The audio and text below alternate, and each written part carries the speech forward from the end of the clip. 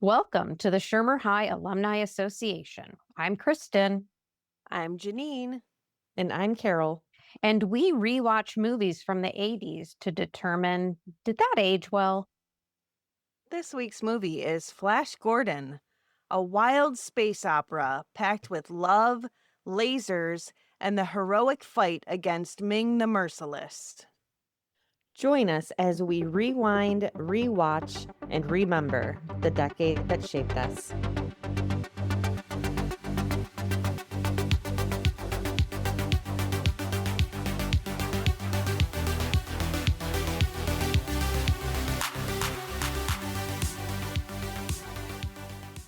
Hey, everybody. Hello. Hello. Hi. How are you all? Oh, just wonderful. Totally phenomenal. How are you? Well, I was excited to sit down for a Friday afternoon of recording, And then and I poured myself a glass of wine that I picked up this week at Costco, and it is horrid. Oh, It is ooh, horrid. It is paint thinner. take it back. what kind is it? It was just a DNA or it was a Vouvray. I think it was a Vouvray, but it was just whoa, gross. Oh, bummer. Yeah, I'm super bummed Well, about that now. I don't know anything about wine. Alana, don't drink that wine. Maybe she'll like it. No, she won't. That's horrible. Mm, I'm sorry that happened to you. It's okay. if got- that's the worst of your problems, you're doing pretty Yeah, well. I'm doing okay. So, Was it super expensive? no, I don't know. I think maybe it was $15. I was gonna And say for it's probably $14.99. yeah, it was $14.99, which to me seemed like an okay priced Costco bottle of wine. Yeah. And I've gotten wine from Costco before, and it's been fine. But I think they are more ones I'm familiar with. This one I was not familiar with. Maybe So, this one had a bad year. yeah, it's real gross. Mm. Yeah. I would take Boone's Farm over this. Yes. Oh, yikes. Gross. Are you guys recovered from this week's movie? Everyone's seen it, right? I don't recall seeing it in its entirety, but Really? this also came out before I was born, to be fair. It did. It did. But I also feel now, after rewatching it, it explains a lot of what's been going on this year. So I'm kind of thinking Ming is a real thing. Got it. Mm. That somewhere in my retelling, I'm like, and then the Democrats and Republicans come out on the stage. Right. And then there's the meteor strikes, and we had a tornado watch last night. Yeah, like Ming's And some stuff. the Yeah. solar eclipse. It's just one thing after another. Yeah. So Ming's real. This isn't based on folklore. Really isn't. I recall it as a kid, but I don't remember the storyline of it. I will say, ever since Ted came out and they were obsessed with Flash Gordon, I had been meaning to watch it, but never got to it. Ted the teddy bear? Yeah, with Mark Wahlberg.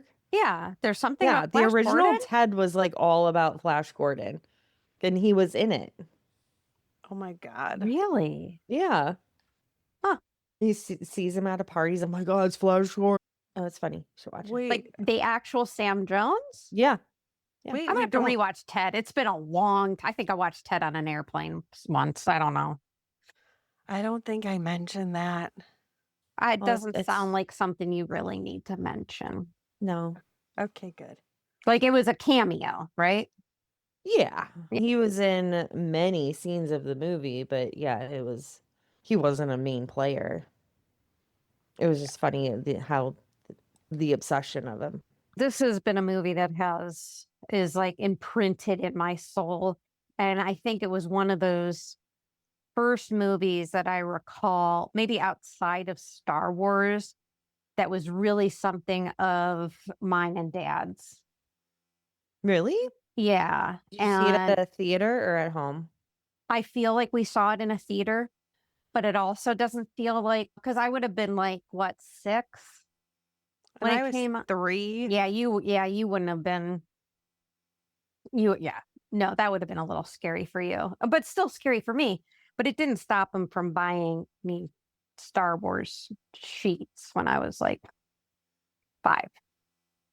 So I feel like that. And it was just like, just this grand movie that is just so horrible. And like, I had to look it up. Like, why has this not been on Mystery Science Theater 3000? I don't know if you guys note that at all, or I'm the only human on earth that would have thought that. No, I thought the same thing. Did you? It was, Immediately, I was like, why is this not like, yeah, like this would have been one of their best episodes, right? yeah, for sure. But it was really due to the licensing rights with Queen and with the comic strip for Flash Gordon. So Yeah. otherwise it would have been done. They're protected. They're protected by the Queen. Yeah. Mm. Well, good. Good for them. Yeah. Good move. So should we tell everyone what this movie's about? Absolutely. We can. So when mysterious natural disasters begin striking Earth, a New York Jets quarterback named Flash Gordon ends up on a small plane with travel agent Dale Arden. The plane crash lands into a laboratory of eccentric scientist Dr. Hans Zarkov, who believes that the disasters are being caused by an alien ruler. To prove his theory, Zarkov launches himself and his unwilling passengers into space aboard a rocket. They arrive on the planet Mongo, ruled by the ruthless Emperor Ming the Merciless, who has been triggering catastrophes on Earth simply for his own amusement and power. Flash quickly becomes a thorn in Ming's side, escaping execution and rallying the various kingdoms of Mongo, such as the Hawkmen and the Forest Rebels, against the Emperor. As Ming tries to crush the rebellion and claim Dale for himself, Flash leads a daring uprising across the planet. With the help of his new allies and a lot of swashbuckling heroics, Flash fights to unite Mongo's factions, defeat Ming, and save Earth from destruction. Oh, yeah. I'm telling you, Ming's got it out for us still. Yep. Well, the end of the movie. Right. Yep. Makes sense now. We'll get there. Yeah. So we have our starring role of Sam Jones, who plays Flash Gordon. He was born Samuel Gerald Jones and was born August 12th of 1954. He is an American actor and former football player. He is known for playing the title character of Flash Gordon and for starring in the short-lived TV series The Highwayman from 1987 to 88. Jones served in the United States Marine Corps after high school, where he played football. Upon his completion of service for the Marine Corps, he moved to Seattle with hopes of joining the Seattle Seahawks, but he was turned down. That's so sad. Yeah, it is. Oh. He joined their practice team, the Flyers, as a semi-professional. To supplement his income, he began modeling. Starting in 1975, he appeared full frontal nude under the alias Andrew Cooper III as the centerfold for a photo spread in the June issue of Playgirl. Did you Google this? No. Oh. Did you? I was going to, No, but I'm reading this for the first time. I was going to, but I was at work and I was like, I probably don't want to Google this at work. No. I will let any of you get that algorithm. Okay. Yeah. Go incognito. Well, Jones had some guest roles in shows like Baywatch, Diagnosis Murder, and Walker, Texas Ranger. He also appeared on an episode of Stargate SG-1. And when Jones was not working autograph booths at the Comic-Con circuit, he is a high-end security professional in San Diego, protecting executives traveling to Mexico. He was 25 when they filmed this film. filmed this movie. Yeah. So Interesting. Nice. what is he protecting people for when So they're this is traveling to actually Mexico? this is a At real least- thing. This is a At least real he's thing. not a realtor. He's not a realtor, but this is a real thing at my previous place of employment. We were starting to have a lot of business in Mexico City, and it was decided to hire a protective detail for all the C-level people. It's a real thing. It's something that is because they're seen as, kidnappable, like somebody we know. Mhm. Mhm. And that event could have driven a little bit of this event, but it's a real thing for sure. Did you ever hire Flash Gordon? Wasn't in that department, but Oh. I am curious. I don't know who they ended up going with, but yeah. I wonder what his going rate is. Oh, it's a lot. Yeah. Yeah, he's definitely well off. I guarantee I can't imagine there's a lot of people that do it. No, but especially here in California, it's pretty common. I would think you'd have to be like really good at what you do in order to be like, As a bodyguard? yeah. Oh, And yeah. so I would think that he'd be highly sought after, especially when you're Flash fucking Gordon. So like that'd be like the top of your resume, Flash fucking Gordon. And Right. so, he'd probably be getting hired by everybody. He But then- probably, yeah. He's probably rolling in And dough. Flash Gordon, and we'll get into it, but he knows some basis of plane flying, so that's Yeah, powerful. true. Yeah. We're just building Yeah. his resume. He can Right. also fly old school treadmills. Yes. Yes, he can. Yeah. Treadmill water skis. Yes. Exactly. Yep. So I'd want him to accompany me to Mexico. That's all I'm saying. Well, Anyway, next time we charter a jet, we'll look into this. Yeah. yeah, I'm intrigued. We'll put a pin in Anyway, that. yes. We also have Melody Anderson, who was born on December 3rd of 1955. She is a former Canadian actress, a social worker, and a public speaker specializing in the impact of addiction on families. For her. Whoa. Yes. As an actress, her most high-profile role was playing Dale Arden in the 1980 of Flash Gordon. That's sad. Yeah. She Yeah. later starred in the 1986 film Firewalker with Chuck Norris. Oh, R.I.P. Chuck. Aw. While singing, she also trained as an actress, leading to roles in films and television during the late 1970s and the 1980s. She starred on television shows such as Welcome Back, Kotter, Logan's Run, Battlestar Galactica, Dallas, TJ Hooker, Chips, Yes. The A-Team, Yes. Murder, She Wrote, and All My Oh, Children. yes. That's a good list. Yeah, I it's a know. great list. She was 24 years old when they filmed this movie.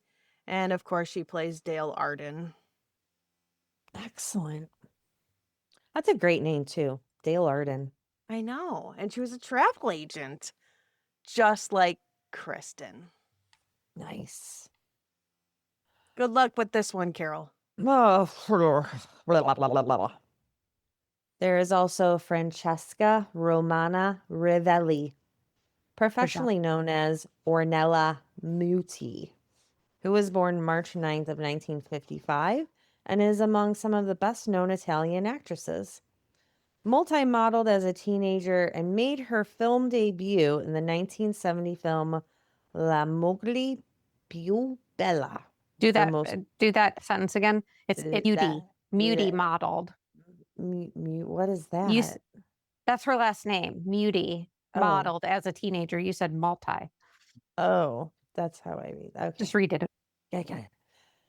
Muti modeled as a teenager and made her film debut in the 1970 film La Moglie Più Bella, The Most Beautiful Wife, at the age of 14 in the early 70s. Thanks to the great success of the film, she starred in numerous comedies, mainly ascribed to the erotic genre. She starred in two of the most... erotic comedies? Yeah. Am I reading this right? Yeah. It could be, yeah. Okay. Yeah. Okay.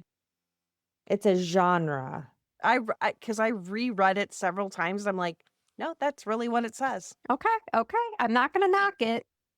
Go Italians. But I mean, Yeah. Italians, they do things differently. So if it's a funny, erotic movie, then fine. Manja, I mean, like, manja. maybe it's like American Pie. Right. That's true. I don't know. Yes. American Pie of the 70s.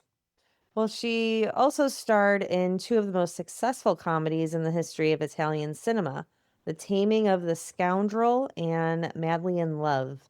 She has starred in numerous Italian films. In 1999, she insured her breasts for $350,000. As one does. Right. Can you make a claim on those? Be like, I lost them. Yeah, like, why? What happens to your boobs that you have to file an insurance claim? Is someone out for you that they're just going to cut them out? Hey, I don't- Google, And- why would you insure your breasts? I'm kidding. I'm not actually, I don't have Hey Google. Oh. We're waiting for an answer. Yeah. Yeah. Alexa, why would somebody insure their breasts? That's an interesting question about a unique type of coverage. This specialized insurance typically covers reconstruction costs after certain medical procedures or injuries, providing financial protection for medical expenses that might not be fully covered by regular health insurance. Alexa, stop.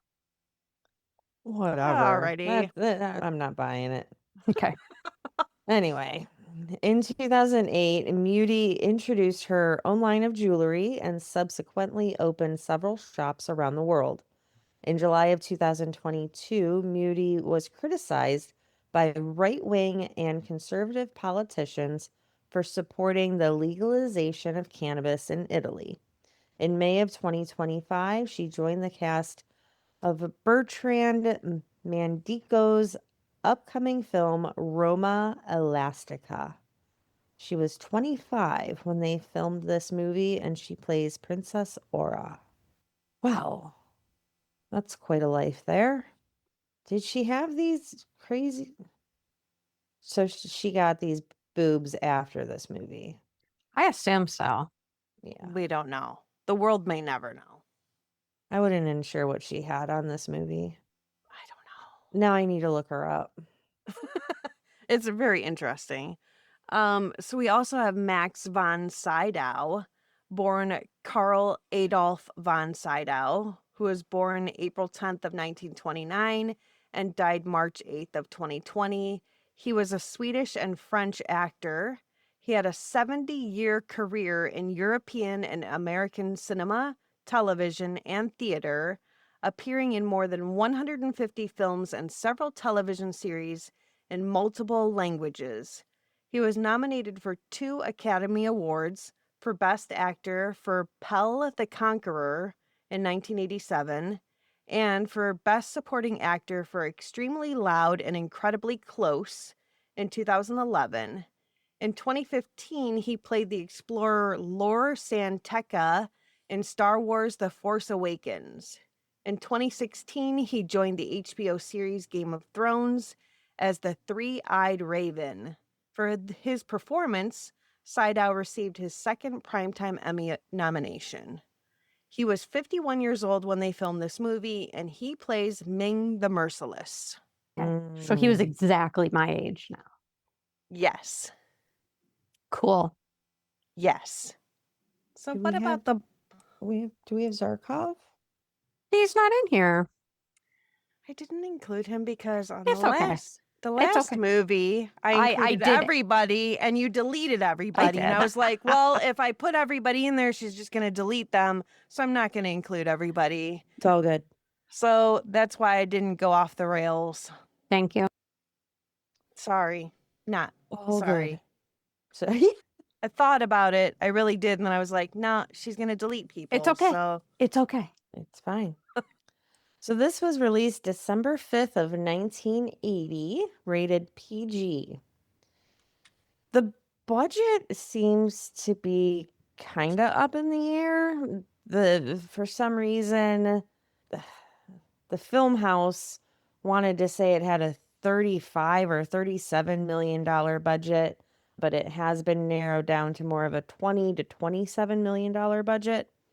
It was promoted as having a budget of 35. However, Variety noted more reliable sources suggested it was around 20 million.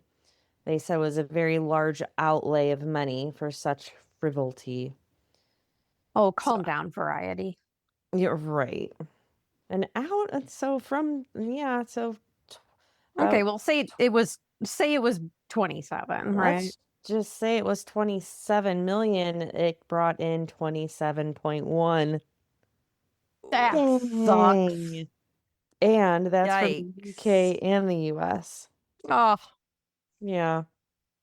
But still has its cult following. Principal photography took place entirely in the United Kingdom, mainly at Shepperton and Elstree Studios, and at a repurposed aircraft hangar in Weybridge. The airfield scene at the beginning of the field, although set in the US, was shot at the Bradford Airfield in Skye, Scotland. For the Hawkmen scene, a 60-foot high and 100-foot wide blue screen was built. And to light the screen, the team used clusters of quartz halogen lights that required 1 million watts of power. oh my God. Well, there's your budget right there. Right. Yeah, what the truck? What's up, AI data center? No, that was from a website. No, the amount of power. Yeah. Oh, geez. Yeah. Is Yeah, that like, even is that a That's thing? You're powering an AI data center right there. Yeah, like the power grid was probably like, Yeah. Yeah. I didn't even know a million watts existed. That's 1.2 gigawatts. True. Oh, yeah. That's true. That's Word. more. Yeah. Huh. All right. You guys ready to get into it? Let's go. All right. While Queen opens the movie for us, we get a view of what appears to be the Earth with some print shop graphic of a target and some red lightning bolts honing in on the planet. An evil man is enjoying the idea of destroying this planet. And he has many options: drought, hurricane, hot hail, typhoon, meteor shower, tornado, earthquake, or volcanic eruption. So many to choose from. I'm bored. We continue to be entertained for many, many, many more minutes with flashes, see what I did there, of the original comic series. Weird. And I wanted to note that for having been on something like Cape Air, and I'm showing my age here, Northwest Airlines. What even self-funded had an airplane. What plane has 2 seats? None. It's not like there were empty seats. Any. They introduced themselves among turbulence as Dale is scared of the bumps. And Flash really psychologically helps her through this ordeal. Although he does start to say some creepy shit to her about being alone in a hotel and how he was scoping her out at the hotel. Yeah. Bro, back up a little bit. Yeah. Then just everything outside turns red. On Earth, we see a man sleeping in some sort of fireball thing from the sky, lands on his cot bed. He wakes the other man, who seems to have predicted the end of the planet. He and this guy, assistant, I'm forgetting his name, the guy runs off. Back in the air, how do I put this? The pilots are rated out of existence by some fast approaching image of Ming. And then they're gone. It's then that, but Flash and Dale, I don't even think they realize it right away. But when they do, Flash, because he's had a couple of lessons, takes the controls. As they are, oh no, this isn't mine. Oh my God. Hold on, guys. Buck balls. Hold on. No, no, no, no, no, no, no, no, no, no, no, no, no, no. Whose are they? What are they? It's the Flash Gordon theme. Flash. Oh, ruler Where of the the universe. Wait, I have it at the end because I'm going to Okay. sing it. Maybe this is. It just doesn't look like my writing. Well, you have it on an iPad, so of course it doesn't look like you're writing. I know, but anyway. Anyway. At every Okay. scene change, we should sing Flash. Flash. Oh, he'll save every one of us. They crash land through the wall of a greenhouse in the middle of nowhere, in which they completely survive without any injuries whatsoever. And they hop on out of the jet, and they are greeted by the man in the greenhouse, Dr. Han Zarkov. So to catch you up on Zarkov, Zarkov's been tracking disturbing activity for years. And he, tried to warn NASA, he tried to warn everyone, called him insane. And that's why he built this rocket ship inside his greenhouse.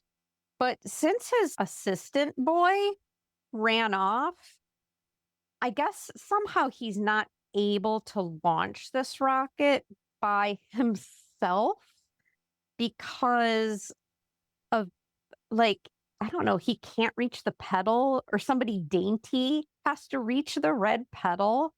Yeah, he seemed very codependent on this person. Yeah. So Dale and Flash would like to use the phone. And he tricks them to go inside this rocket, which they don't know is a rocket. And unless Dale and Flash board this rocket, Dale's like, I recognize this guy. This guy is Han Zarkov. He's crazy as shit. Like, we got to get out of here. But before they can do anything, Zarkov comes into it and pulls out a gun. Okay. So this is what happens next. Zarkov, who appears to have not slept in years, kidnaps a travel agent at gunpoint because he goes to kick Flash off the vessel. Like, you can go. I'm going to take her because somehow she can reach the red pedal. And he's kicked Flash off this rocket, right? And so Flash is like, okay, I'm going to go. Like, really, really sus. And with his cat-like abilities, he pretends to leave, but he overtakes Han. In the fight, the rocket door closes. They hit all the exact buttons needed to launch the rocket. And then everyone falls asleep. That was so random. Like, I thought they were, like, dead, or... It's like the last time I remember flying with Mom, she had said, I always fall asleep during takeoff because of the lack of oxygen. So I was like, maybe that's why they're all asleep, because my mom would be asleep. So anyway, Have you gotten to the point where they make the comment that the worst people to fly with are travel agents? Or they're... I may have just overlooked that comment, but It maybe really stood out to me. Okay. They say that on the commuter plane, don't they? I believe so. I think they do yeah. too. Yeah. And all I could hear was you saying it won't stop turning. Planes are scary, man. I can't wait to be in one for 12 hours next week. You have fun with that. Yeah. As they're all sleeping and just floating around space, Dale and Flash start holding hands in their sleep. They wander around space a little bit, and they're sucked into a vortex, naturally. Heavy drum solo. What a cool Heavy drum solo. experience. and they approach the Sea of Fire. As one does. Yep. They land and they are met by these like armored red men who, after Flash is like, we want to be your friends, they like zap them, like they tase them and take them hostage. And they come upon some men. And I'm trying to tell this story as if you've never seen this story before. So I'm trying to give visuals. And so it's this gaggle of men who look like they auditioned to be the original flying monkeys in Wizard of Oz, but were Yes. like rejected. But then also there are these little people and I'm not saying like little people, but there are these small people in these like square, and they look like they were rejected from like the animated Alice in Wonderland. You're very correct here. So then we get our first look at Ming the Merciless and his right-hand man. I couldn't figure out if it was Cletus or Cletus. Never I could kept really, saying Cletus. because Cletus is like such a vibe. And he basically looks like C-3PO's alcoholic uncle. So we need to take a moment here. Again, I need to give again, this is a very visually stimulating movie. To say the least. Right. And so we got to talk about some fashion that's unfolding here. So they are in a large red event space, meaning every wall, ceiling, everything is red. Ming is wearing what I can only describe as a combination of a mandolin collar and a sequined and bedazzled bathrobe. Okay, yeah. Also his fingernails. But the flying monkey men all look like dirty linebackers with wings. Think Maleficent's original wings. That with some dirty linebackers in some possible BDSM leather. Yes. Did I get that? That's accurate. Okay. Yes. So the women, okay, visual. Think Princess Leia at the beginning of Return of the Jedi, which has not been made yet, times that by 30. And have it in every color under the sun, with a Las Vegas showgirl headpiece. Mm-hmm. Then there are these men also, maybe they're armored men, but they just look like their uniform is gold wrapping paper. Yeah. Okay. So also, I want to address Ming the Merciless. So the character is drawn from the 1930s comic, and he is coded as a racist caricature of East Asian villainy. I can't say that word. Villainy. Ming was designed to be a cruel, tyrannical Asian figure, which was personifying Western fears of Eastern conquest during the 1930s in the comic strip. And in the comic strip, they even yellow-faced him. And so you get that Fu Manchu goatee, the high-collared robes. And so this is a really, really, really problematic piece of this film, which was identified, I believe it was identified by critics at the time. At least I hope. I didn't read the critic reviews, but I want to point that out, that we are very, very aware of the problems of this character. Anyway, so Ming is standing in front of his subjects, and he calls some prince up to prove their loyalty. And the guy's, my loyalty shows no bounds. And Ming's just, okay, bro, fall on your sword. And guy's, okay. And he comes near Ming, and he's, I'm going to fall on my sword, and then turns around to try to kill Ming, and Ming just zaps him into non-existence.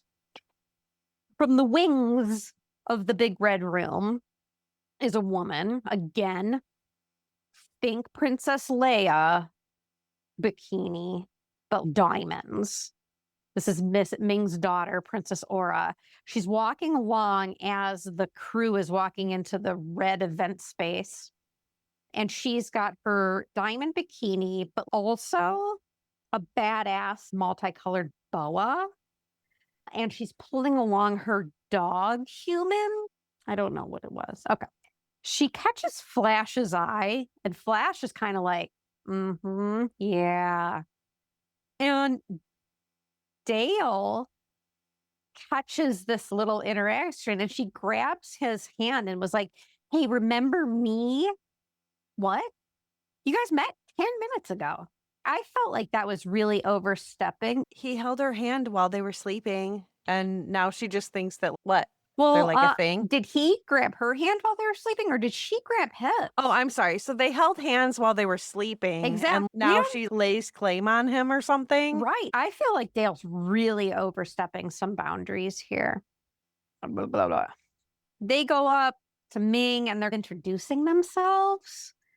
Nobody asks Zarkov who the fuck he is or why he's there. Ming kind of zeroes in on Dale. Yeah, I want that. He puts her into this trance and she moves up towards him and she does these wavy, sexy things with her arms and then just sort of ends it, kind of like Stephanie and I was going to say that, Stephanie Zanoni. at the end, A Girl for All Seasons. Oh, shit. So Ming has this, he says, take that Earth woman to our quarters. I think he says something about bathe her or prepare her for our pleasure. Yeah. Okay, so there's another problem here. Just casual emperor rape. Flash tries to intervene. And this is just, Flash takes out some guards from what I remember. And this is where they play a good old fashioned game of football. I didn't understand it or how that. And then wasn't this where Dale's go, Flash, go? Or something? Dale's already escaped the arms of these guys. Anyway, the Amazons, I guess they're the Amazons, they win just like on numbers alone. There's like 10 of them and like one of Flash. And so they knock him out and immediately host him up like he's in a mosh pit. Princess Aura, approaches her father because they're going to take Flash to a dungeon, I guess, and prepare him for death, I guess. But not Zarkov. Again, nobody gives a shit about Zarkov, I guess. Oh, no. Yeah, no. He has a different, sorry, I forgot. He has a different punishment that doesn't require death. We're going to talk about that. Anyway, so Princess Aura is seductively stroking her father's face and his mustache. So it's a creepy relationship. And she is asking to spare Flash for a while because she wants him. Right. Could you ever imagine saying that to Dad? I want him, Daddy. Yeah. No. And so I guess it's like, fine, whatever, but just hurry up. And then one of the men in the audience, I don't know all the different societies or whatever, I don't care. Aura's boyfriend is Prince Baron from the Green Tree Men moon. And she just flat out lies to him. And Where's Aura's mother? She needs a mother figure. There's no mother, and I'm pretty sure Ming killed her. That's obvious. Obvious she has no mother figure. Well, hold on. Because I don't want to ruin it for everybody, but she's really the anti-hero of the entire movie. We'll get into that, but yes. But anyway, so she just 86s for boyfriend because she's going to go have this alone time with Flash. However, and then Baron calls her a lying bitch. Just a language just sort of came out of nowhere. very anti-woman. This whole movie is very anti-woman, but Yes, very. Flash is in a dungeon and his head is covered with something that looks like it came from Minecraft, like this hexagon spiky head thing. And there are some sock puppet guys behind him. And then C-3PO's uncle asks if Flash has any last requests. And he wants to see Dale. Okay. So Dale comes in hella dressed up. She's in red sequins. And she tells you look good. This is okay. You look good. Then she's like, it's because of the makeup. I hope I remember how to do this makeup when I get home. What? Yeah. What conversation are you two having? Back in the While the red. hourglass is running out. Oh, and like hourglass, he's gonna die. So back in the red room, Democrats and Republicans march off stage, and then the people are veiled in preparation of Flash's death, which requires, if you did not know, that Flash wear leather shorts and no shirt and no shoes. Kind of looks like garbage bag shorts. Wait, what? Why did he have to wear the booty shorts? Yeah. Right. For a society that's covering up 100% of all the other men. It Like just, he walked out and I was like, what? Why? Yeah. Like, why didn't they just bring him out naked? Why not? Very right. good question. Like maybe they wanted to, and it would have gotten an R rate or an X rating. And they really wanted the kids to see this one. Or put him in a thong or something. Like, why the weird booty shorts? Or the clothes he came in. Again, there's this underlying BDSM theme as well. Yes, there is. Yes. And They so put him in Daisy Dukes. Come on. And so we see the man. Okay, so Dale is crying, and Aura is fascinated by this. The water coming from her eyes, and Daddy's just, oh, it's just because they're weak. They're just weak people. And this man in a white smock is the one in charge of, I think, of making him dead. I think that's the only reason why he's there.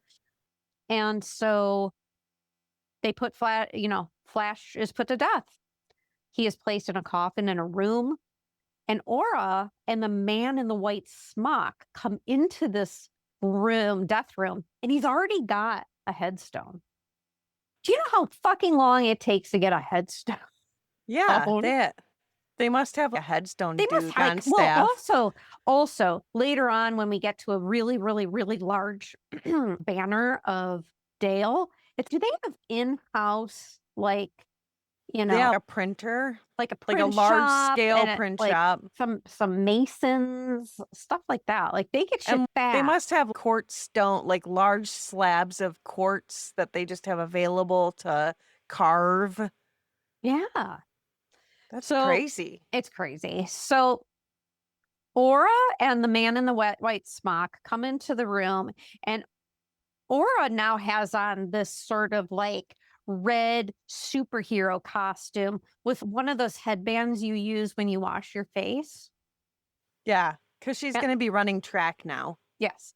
And the man in the white smock, who is obviously having some sex with Aura, and let me just tell you, he does not look like, in any way, he actually administers the antidote to Flash for Aura. Flash wakes up and, not unlike a golden retriever, is excited to be alive. Aura gives Flash some sort of costume thing because she is going to rescue him by sending him to some moon. But he wants to stay and rescue his friends. And she's too bad, bitch. Get on this ship. So meanwhile, in Ming's dome laboratory place, Zarkov is strapped to a table as Ming explains how he's the one who causes all the natural disasters and shit.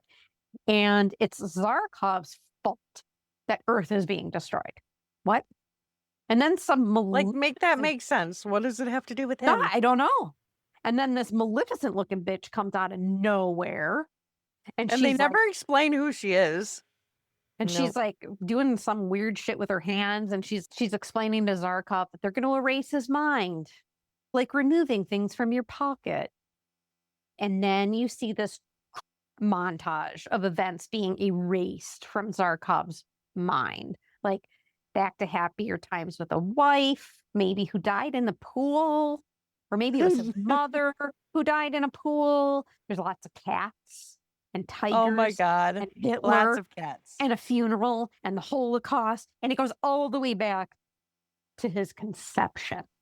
Which was creepy. So C-3PO's uncle and Maleficent appeared that they are a couple. Also, they're matching black and gold sequin people. And they're going to reprogram him to level 6. They're not supposed to go back to level 6. It's supposed to be level 3. Yeah. What the fuck are they doing? This is dangerous. So my question is why wouldn't you have killed Zarkov and erased Flash's mind and made Flash a level 6?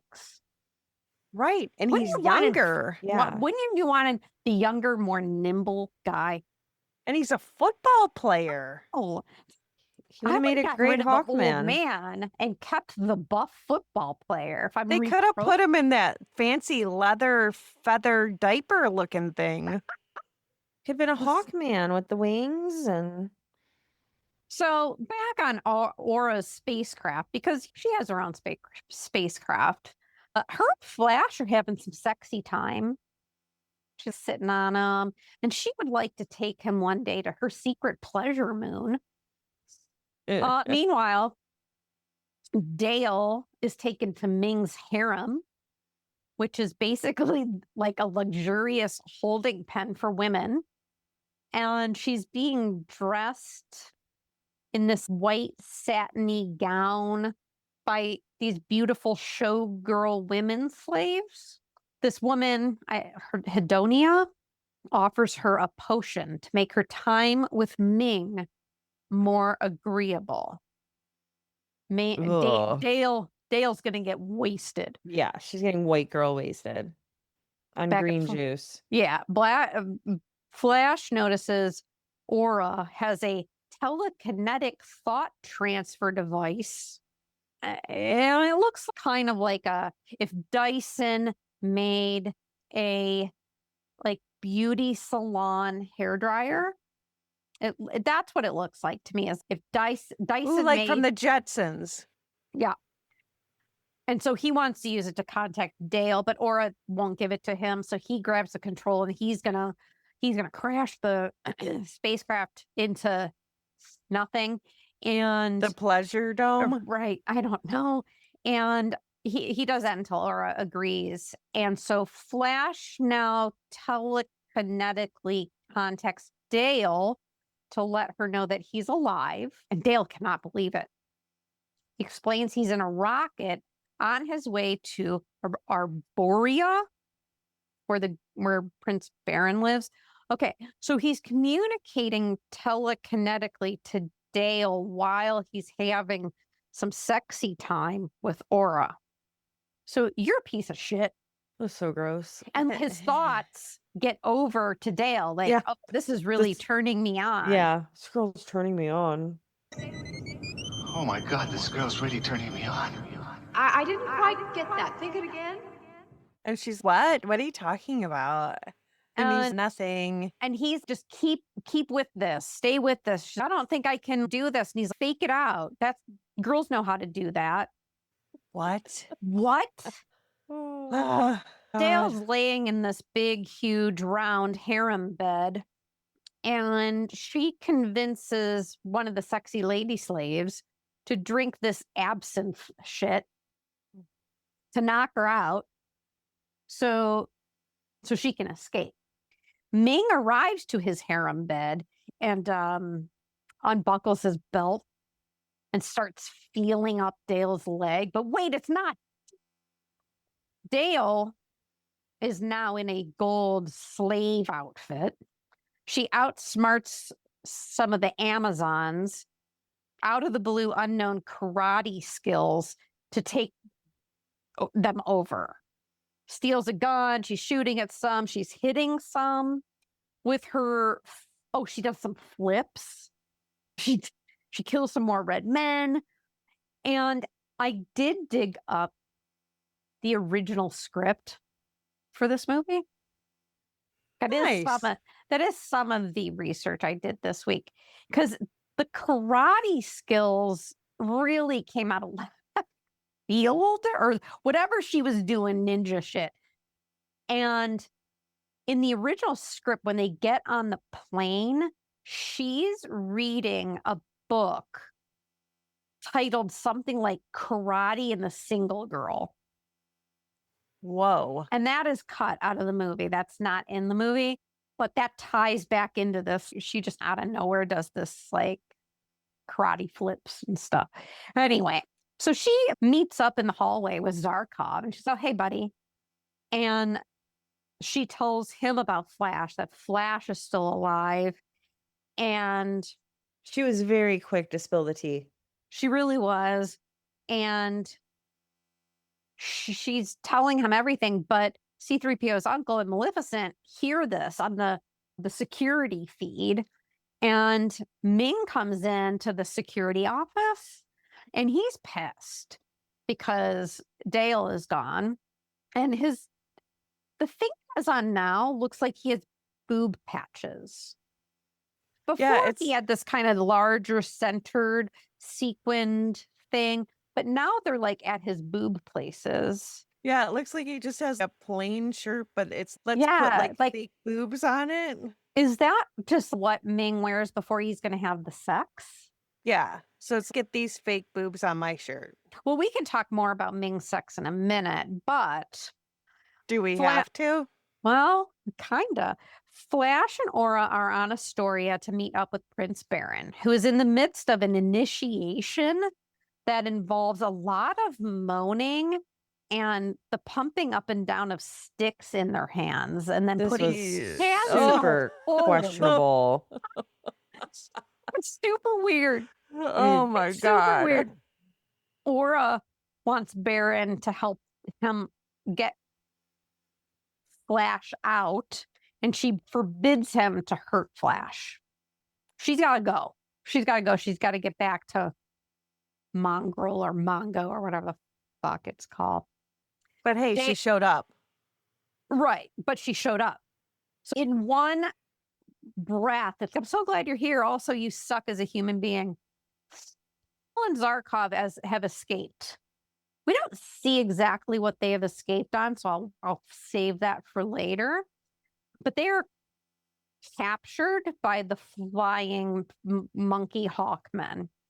Flash has now been imprisoned by Prince Baron and is being lowered into the swamp with these lizard men. Back home, Aura has been captured because Ming has given Maleficent and C-3PO's uncle that whoever the traitor is that they can be taken care of, basically. And so Aura is caught. Maleficent and her boyfriend are like whipping her. They're like whipping her. Ming now knows that Aura is the traitor and he authorizes them to continue. Dale and Zarkov are now on the Hawkmen's island. They're much that like society of people, they're much happier. They're not any less like barbaric, but they seem to like to party. They still have some women that are a little bit more clothed than Ming's women. And they're having some charcuterie. They're like, they're kind of vibing, but the hawk guy, what's his name? God, I know this. Voltan like lifts Dale up onto like one of the tables and like sticks her like just in a bunch of like brie and like cheeses. Like, yeah, rude. Yeah, now nobody can eat that cheese. Nobody What a can eat waste that of cheese cheese. now, Boltan. Zarkov is trying to convince them to all partner up to go up against Ming, and they're just like, nah, bro. Nah, we're not going to do that. Flash escapes from his swamp cage, only to be caught by Baron again, but it was like a setup. Yeah, I feel like anybody could have squeezed right through that. Yeah, but Baron put his right-hand man into that. Sorry. They had some sort of plan. It was a gray area, but it's almost like the right-hand man guy let Flash escape so they could catch him again. But it was just weird. It was a weird way to do it. They do the weird hand in the whole thing to prove manliness. And Flash eventually is bitten, but he overtakes Baron. He escapes with Baron on his tail, and Flash falls into some sort of quicksand goop mud. And then Baron saves him only to want to still kill him. Back on Ming's security ship, the security guys wake up C-3PO's drunk uncle from his CPs. And is smaller than a twin-size bed. It's like a coffin to give him an update on what they're doing. And he's just like, what time is it? Whatever. And then he just goes back to CPs. Aww. And weren't the lights on the whole time? Yeah. He's just sleeping with the lights on. Meanwhile, the Hawkmen challenge Baron and Flash to a duel because now Baron has taken them to the Hawkmen's island moon now. Sure, yeah. But they're still fighting. They won't be friends. And so Boltan is, you guys are going to fight. Meanwhile, Dale and Zarkov are walking up the hallway and they turn, and Dale and Flash are reunited. And they run to each other. This is how it goes. She's in his arms. And then they're so happy. And he pushes down and she's saying, I got some crazy stories. Don't tinkle your pants. But somehow that meant he proposed to her. Because one of the Hawkmen picked up Dale and said, wait, I just stop putting down. I just got engaged. He said, they're gonna be funny stories for us to tell our kids. Yeah. And then somehow that meant they got engaged. Yeah. Oh my God. It's been like, what, a day? Yeah. 24. Dude, you don't even know her middle name. Do you know that when you were telekinetically talking to him, he's making out with some other chick? Yeah. She was all like kissy facing and kissing his neck and touching his hair and stuff. They've gotten further than. That was just like, these are things that kind of pass over you as a kid watching it. Like the absolute ridiculousness of it. So, and he goes along with it like, oh yeah, we are engaged now. Yep, we're getting married. Baron and Flash then have to fight Squid Games style. They're in this center tilty, spiky thing. And underneath that is the vortex of nothing, right? And Flash, at the end of the day, it's back and forth, real tense. Flash ends up saving Baron. So now they're besties. The Hawkmen abandon the Earthlings. They're just like, we're out. But Ming's security ship finds them. And Ming, I don't know if he just zaps over like Star Trek over to his security ship because he wasn't on it originally. And he takes Zarkov and Dale. But he stays behind with Flash. What the fuck is on Ming's head? What is that? We don't know. I don't even know how to describe it. To me, it's like a helmet that you would put onto a Lego character, but it was too arrow. Or if it's, I don't know. I don't even know how to describe it. I tried to come up with a way to describe it, but I could not. So now we get to spend a little bit more time with Ming's eyebrows. And Yeah. God, how offensive. I also want to note that him and Flash are just, I guess, having a conversation, but Ming throws out this sort of as you wish, which is a future call to Princess Bride, but Princess Bride hadn't been made yet. The Hawkman's moon island is then destroyed with Flash on it, but it's into some sort of HVAC duct, and he slides down and he gets on this treadmill water ski thing and he escapes the island moon before it blows up. And Dale watches the security men's ship and she's got some tears and she's, Flash, I loved you. Just put a pin in that. So dramatic. Just put a pin in it. The Hawkmen are now chilling in the forest, and they are kind of slow to the uptake that they may have fucked up. Maybe they were a little too quick to abandon the Earthlings. But Flash radios, Voltan, man, let's do this. And Voltan's just a big softie. He's a big softie, and he's just, man, thank you for giving an old man. Thank you. No, they are now besties. Dale is now being prepped for her wedding. So let's put that pin in Flash, I loved you.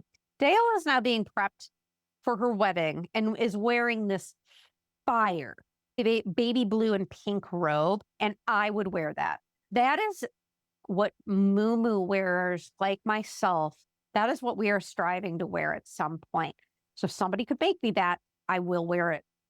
Aura has now been brought to the harem because her dad's going to have sex with her. And Dale attacks her. It's an immediate girl fight. It's immediate. Aura does these neat reverse somersaults, total girl fight. And the slave girls think this is hilarious. They think this is good times. Aura pleads with Dale, and Dale immediately caves. She's like, I believe you. I don't trust you, but I believe you. Aura gives Dale a potion to kill her father because he likes to have a power potion before he makes love. Her, his daughter. How does she know that? So gross. But Dale can't do it because she gave him her word and she's going to try and be a good wife. Oh, 34 seconds what? ago, Ugh. you were engaged to Flash.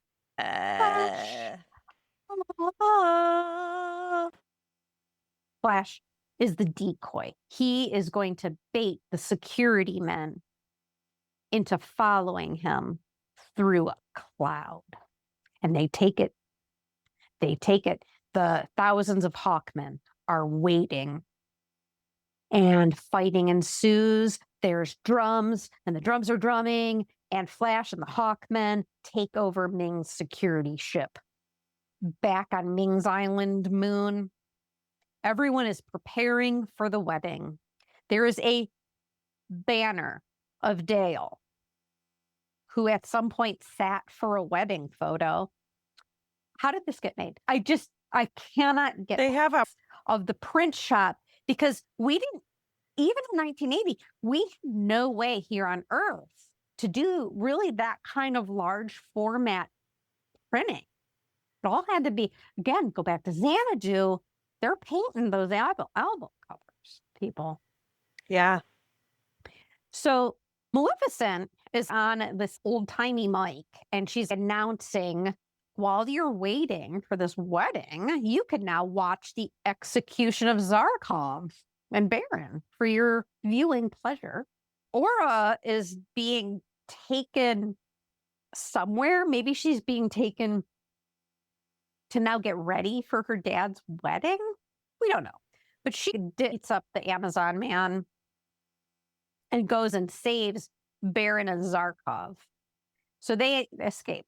Here's the conversation. Here's how a conversation goes. Aura tries to open this big door. They've changed the codes. Baron, I've changed too. Marry me. Aura, I don't know, maybe. We can try. Baron, you haven't changed at all. That is exactly how that conversation went. Makes It's so sense. weird. They changed the codes. I've changed too. Marry me. Maybe. I don't know. You haven't changed at all. That is the exact conversation. I have not eliminated any lines. Flash in the security ship decides he should set an egg timer on the destruction of Earth. And so that's set for 3 minutes and 22 seconds. They tune and then they decide, let's listen to some tunes. Let's see what's going on. They press a button and they have been cued into the wedding festivities. And now Dale is being brought to the wedding by some guards, but they're kind of dragging her and she's kind of crying. And then it's, wait, what the fuck? The last time we saw Dale, she was not going to give him the potion because she was going to try and be a good wife. Yeah, this was very confusing. That was the last time we saw Dale, but now she's upset again. And they're playing the wedding music and they've opened up the back of the red room so you can see it out into space proper. And some planes are going by and it says, all creatures will make merry under pain of death. Yeah. Happy wedding. Yeah. Okay, so we've got Flash. The Hawkmen they're gonna 86 off of the ship, but Flash is gonna stay because he's gonna just ram this baby right into Ming's palace. And the Hawk Voltan is, I don't think you should do this, but Flash is one life for a billion. So this is where Flash is now sacrificing his life for all of Earth. And he tells Voltan to tell Dale it would have been good. Me with a good time. Yeah. Baron access. At one point, okay, so Zarkov and Baron are coming up with a mission of how they're going to handle all this. And Zarkov's, we got to disable the shield, whatever the shield that is up around the island moon. And Baron's, that is like 8 stories down and we can't get to it. But Baron ends up getting access to the security department. And those men with the weird duct tape TV glasses, he goes and he rips one of those off of one of those men. And there's no eyeballs and it's just low voltage Wires. wiring. And that's scary. Then they kill Maleficent. And she turns into goo. She turns into black goo. We go back to the wedding ceremony. I don't know who's performing this ceremony, but he obviously doesn't know his supreme leader because one of the vows is that you will not blast her into space. Well, that And might have happened. He gives him this look like, don't make me vow that. And then Dale's, I don't know. No, I'm not. No. Then we get Queen is rocking it in the background, right? We've got Queen. Flash is the king of the impossible. Baron gets the lightning field deactivated. Flash is there and he flies into the wedding and he impales Ming with the pointy end of the security. The timer's still going. Flash and Ming face off, but Ming divaporates. The floating ball that we saw earlier in the film tells Flash to have a nice day, and Flash is fucking hyped. We then get to a scene where it's like the ending scene of, is it the ending scene of Return of the Jedi? No. Yes. Oh my God. Is it the ending scene of Empire? Where Hans and Leia and I think Chewie might be there, and Leia like Maybe it's Star Wars. Maybe it's the first one. Fuck, I'm a fucking Star Wars tattoo. I can't even remember which one it is. It's probably the first one. It's like that. So they're all up on the big stage, and Voltan declares Prince Baron as the rightful heir. And Baron then declares Voltan to be the general of the armies. And from this day on, every month something shall live together in peace. Oh. Dale wonders aloud if they will ever get out of there. And Flash asks her, "What do you think?" And she's, "I'm a New York City gal. It's too quiet here." The Hawkmen outside create a formation to some horns that say, "Thanks, Flash." Long live Flash! You've saved your Earth. Have a nice day. Everyone claps. Yay. And we see Ming's ring on the floor, picked up by someone, and the screen says, "The end." And then a question mark appears. Scene. Dun, dun, dun. And that is Flash Gordon. In all its glory. Yeah. Well, the tomato meter gave this an 83. 83. 83%. I gotta read about that 83. more. That's crazy. Yes. Yes. Whereas the popcorn meter and IMDb and Metascore are all even-ish, or between 6.5 up to 69%. So those are all pretty on par with each other. And our bestie Roger Ebert gave it 3 out of 4 stars. But he thought it was 3 a out of 4. comedy. He said, "Flash Gordon is played for laughs, and wisely so. It is no more sophisticated than the comic strip it's based on, and that takes the curse off of material that was old before it was born. Is all of this ridiculous? Of course. Is it fun? Yeah, it is."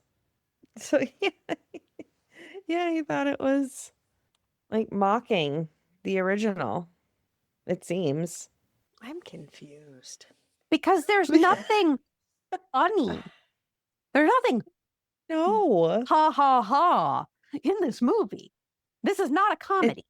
it's not a comedy. It's just a jaw dropper of, is this really happening? Yeah, like what did you think was funny?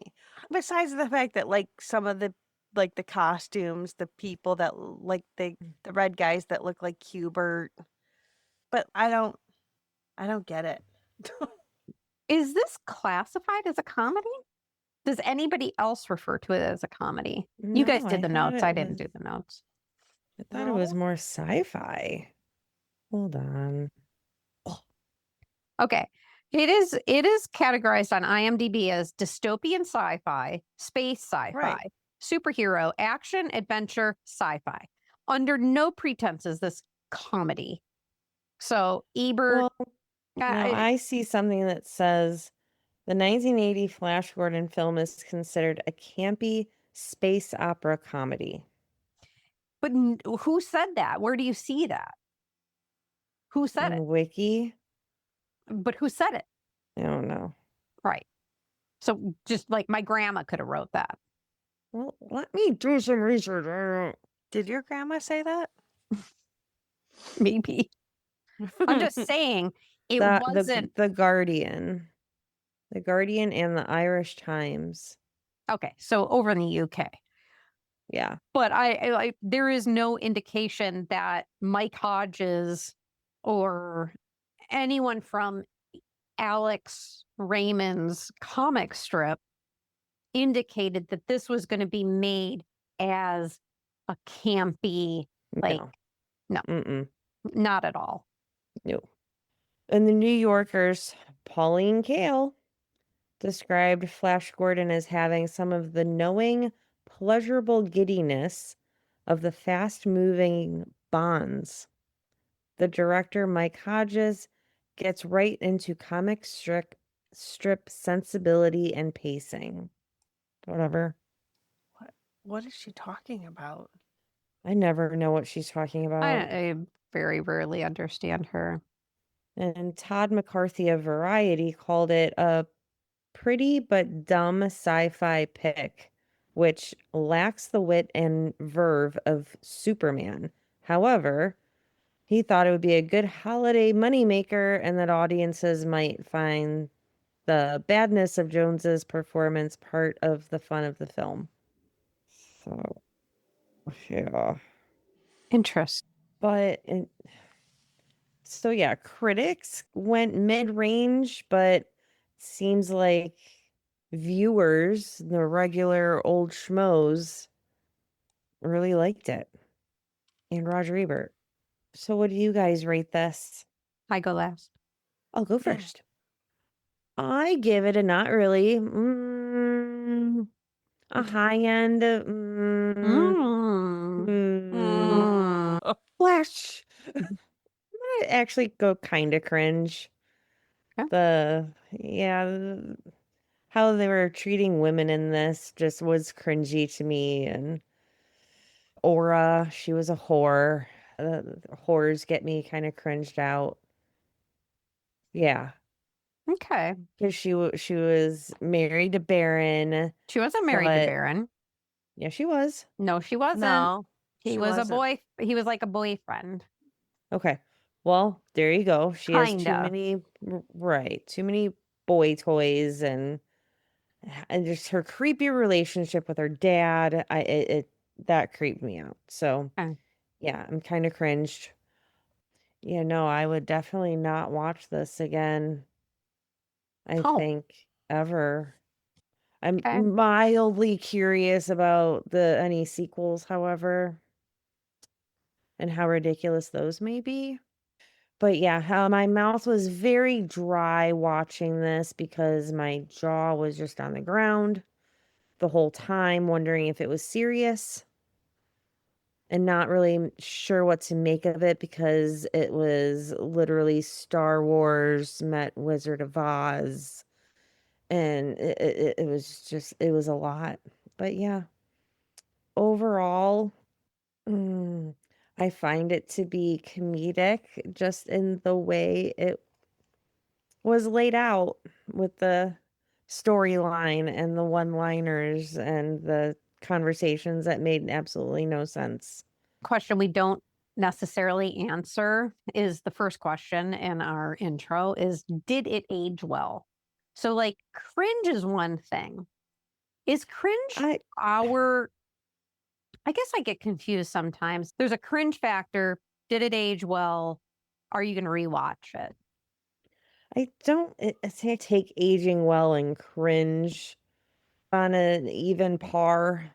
Sci-fi is in its own world, so that can always age well, but some of the stuff in this I wouldn't put into a remake. Yeah, you can always remake it again and again and again, but yeah, some of the aspects put into it could definitely be deleted. And that's my take on Flash Gordon. Flash. This is hard. Isn't it? Are you going to cry? No. Oh. Do you want me to? No, you kind of paused. And I was like, oh, is she getting overclimped? This isn't a Pee Wee Herman review. I'm gonna also give it a kinda. I think that the relationship between Ming and Aura. Dale and Ming and Aura and Dale and Flash and kind of weird. I don't know. I guess they're just like the whole plane scene where Aura's like all over Flash and talking about taking him to her pleasure planet or whatever. That's kind of weird. I get that this movie is sci-fi, which usually would appeal to men. And I'm guessing that they kind of add these sex appeal women to it. It's if they're adding, I don't know what I'm trying to say, is that they're adding this to entice men, maybe. I don't think that it's necessary. I don't know. To me, it's kind of like, why did we have to add all of these aspects of these women who just seem like ditzy? And, I don't know. I was so young when this came out that I didn't realize the full storyline of this movie. I get why it probably has a following or why people think it's so great, because so many of these sets look like somebody probably made them in their living room. Oh my God, yeah.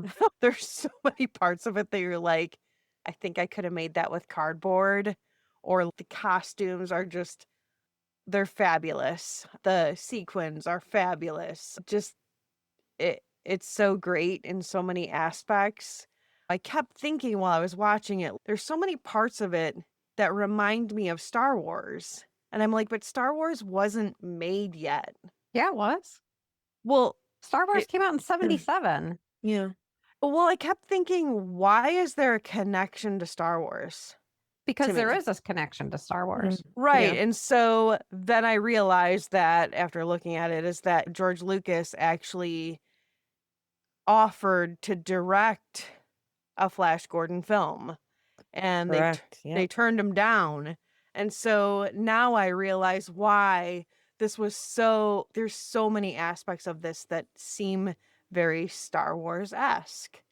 A lot of the characters in this, you're like, that looks these characters that you see in Star Wars. And in certain scenes, like the characters that are in the background, they're just so hilarious looking. And the lizard men that are in the background, and you're like, what is that? And just how they came up with some of these characters, you're like, this is just, it's hilarious. I think it's great because they're so ridiculous. And you don't see that in movies today because we just don't see that now. So I appreciate that. If it came on, I think I would watch it. I don't think that I would watch the whole movie. Let's sit down and watch Flash Gordon from start to finish. But if it came on, yeah, I think I'm going to sit down and be like, oh my gosh, we have to watch this part. Or talking to my dog, of course. Oh my gosh, we have to watch this part. Yeah, I think there are parts that I would want to rewatch. And do I think that it aged well? It's a weird question. No, I don't think it did. Do I need to give a reason why? No. I don't think it did. Did you also see that Arnold Schwarzenegger auditioned for Flash? Yes. Aw, Yeah. Who bless his else heart. did? And Sylvester Stallone? Yeah. I feel like my review didn't sound very good at all. No, it was Like great. it didn't That was it great. didn't make any sense. Mine wasn't coherent, and I don't care. It's all in my mind. Obviously, this is not the first Flash Gordon to be made. I have not seen the version from 1936. I have not seen that. I would like to at some point.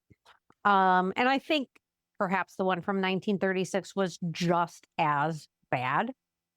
But watching this, I don't get why we get to call certain things camp, because this appeared to me to be serious remake. I guess maybe 30 years later, 40 years later, you get to look back and call it camp. I don't know if it was called camp at the time. But I feel like it was a slap in the face to Asian Americans.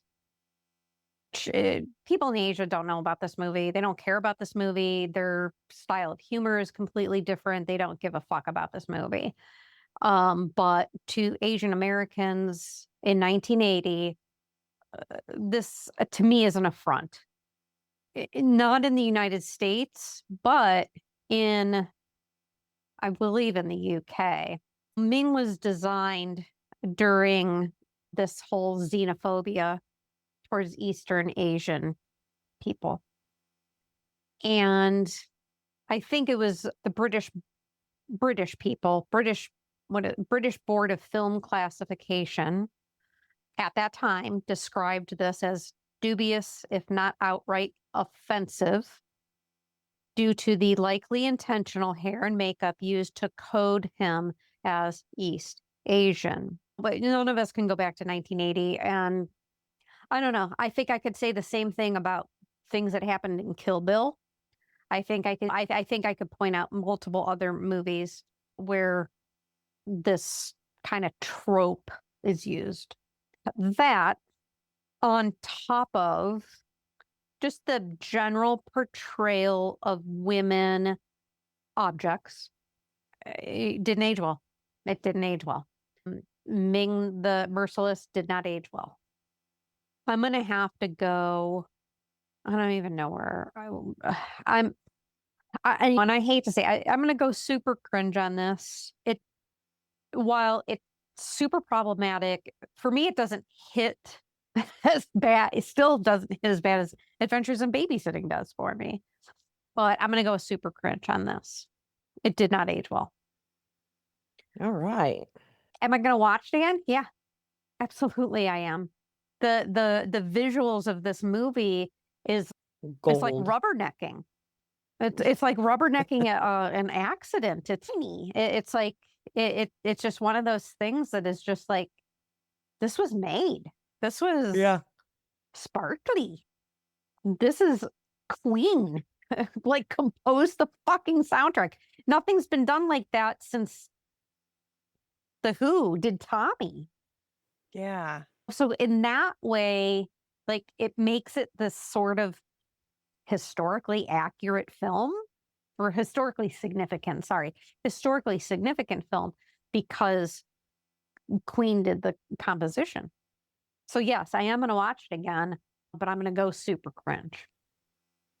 Excellent. I don't remember what you said. Were you watching this again, Janine, or no? Yes. You said yes? Okay. In parts. Well, that's Flash Gordon, a movie where the fate of the Earth rested on a quarterback, a kidnapped travel agent, and an evil emperor that had the most fabulous outfits. So, until next time, Flash, savior of the universe. Flash, he'll save every one of us.